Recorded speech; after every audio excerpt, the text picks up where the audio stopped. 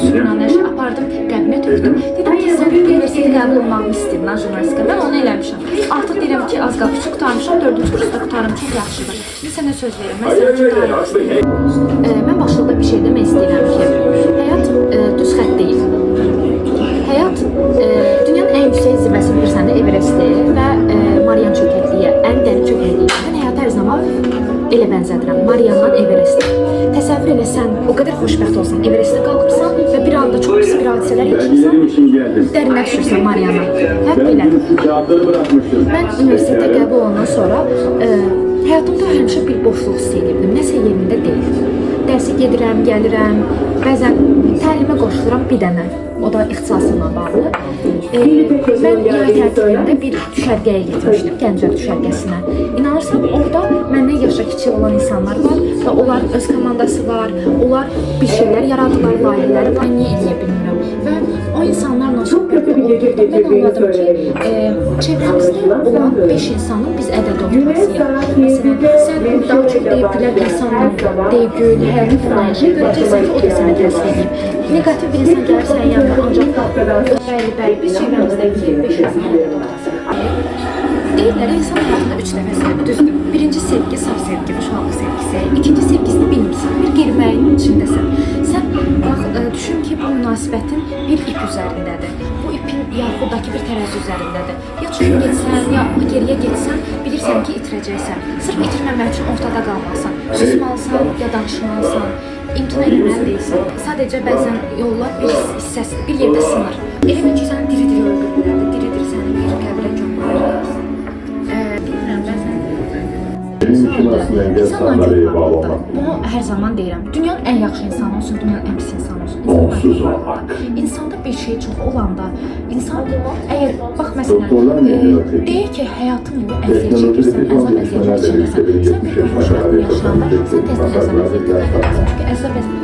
Çünki əzab əziyyət... İnsan bəzən xoş günlər yaşayanda, uğur qazananda, yaxşı yerə çıxanda, heç vaxt özlərinə niyə mən sualı vermirlər. Amma acı çəkəndə, hansısa çıxılmaz bir vəziyyətə düşəndə, ağlı istəyə tutulanda, oturub düşünürlər, ikinci sığırlar, deyirlər ki, niyə mən? Həyat niyə məni seçdi? Mən hansı günah işlədim? Və sənin həyatında belə bir hal baş veribmi? Yəni, həyatından şikayətləndiyin bir anda və yaxud da başına çətin bir vəziyyət gələndə niyə mən sualımızı verirsən?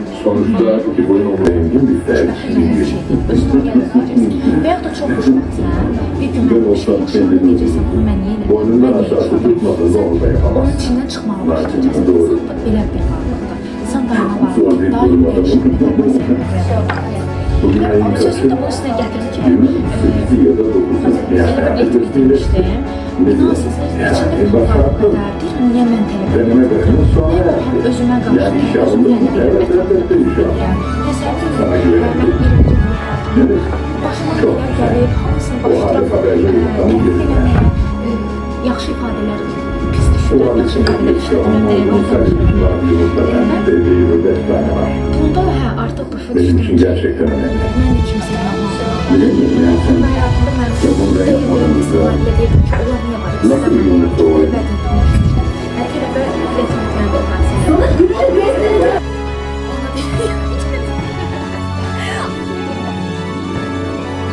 Nəfərdən düşünürəm ki, İnsan əvvələ düşünürəm ki, insan həyatda bir dəfə gəlir. Yəni, biz dünyaya gəlirik, körpə olursan və müəyyən bir düşmənə gəlir. Əslində, insan həyatda bir dəfə dünyaya gəlir, sən birinə söhbət edirsən, o sən o qədər dəstək alır və düşünürsən ki, mən artıq çıxırsan, mən həyatımda belə insanlar olur. Bir dənədir, biz baxmasımıza qədər fərqliyik. Baxmasına görə fərqli olduğuna qədər o fərqliyi bir kəşf sağ bir saatdan sonra nə olacağını bilmirsən. Sən gözlərini ağzına qəsədir. O dəfizdə olanda bir də belə düşünməsən, biz oturub söhbət edirik. Amma 50 yanan insanlar çıxa bilmir və yaxud da görməyən insanlar bu həyatın gözəlliğini görə bilmir. Otururlarla sənin yerində olmaq istəyən aysa, nə yaşasansa, necə olsa da həyatda dirəm. Məsələn, İnsan daim xoşbəxtliyi axtarır. İnsan xoşbəxtliyi bir səniyə bənzədir. Elə bir qaranlıqda iynə axtarsan, samanlıqda iynə axtarsan, elədir, o sənin içindədir. Hara getsən də, neynəsən də, sən həminki fərdəsən. Sadəcə olaraq sən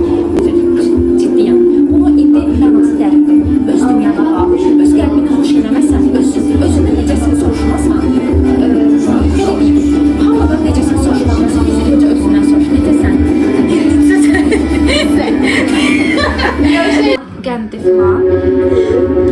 Sadəcə bunu görsən kasadadır. Amma mən bunun altında görürəm. Mən bunun nədən hazırlanır, bunun nə qədər əlavə olunmalıdır. Bax, mən əslində fərqlərin içindəki fərqim. Təxminən olmaq bu deməkdir. Yol hər zaman sənin içindədir. Ona görə çalışın, yolları kənarda axtarmayın, öz içinizdə axtarın. Bəlkə bir probleminiz ola bilər, onu həll edə bilməzsiniz. Ev yox, yeni yol aç. Deyir, ya yeni yol yaradacaqsan, ya da yeni yolu açacaqsan. Bunu sadəcə sən edə bilərsən.